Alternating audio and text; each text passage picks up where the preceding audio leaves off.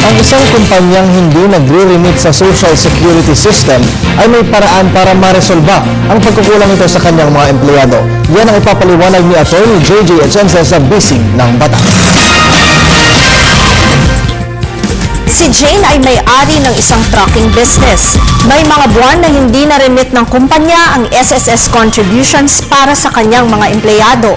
Natatakot siyang lumapit sa SSS dahil baka daw demanda na ang iharap sa kanya. Ano daw ba ang maaari niyang gawin tungkol dito? Jane, noon pa mang 2009, mayroon na tayong SSS condonation law. Kung sakali ang isang kumpanya ay naging delinkwente sa pag-remit ng SSS contributions, maaaring mag-submit ang iyong kumpanya ng proposal kung paano ninyo babayaran ng installment ang arrearages ng kumpanya sa SSS. Pero syempre ito'y subject sa implementing rules and regulations ng ahensya. Kinakailangan na ang kumpanya ay mag-submit ng collection list kasabay ng inyong remittance or installment proposal.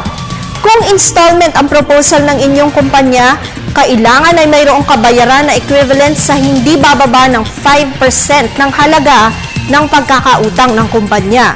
Ang installment na gagawin ay dapat na mabayaran ng buo sa loob ng 48 months mula sa approval ng iyong proposal. Mag-email lamang po kayo sa ptv4newscenter@gmail.com.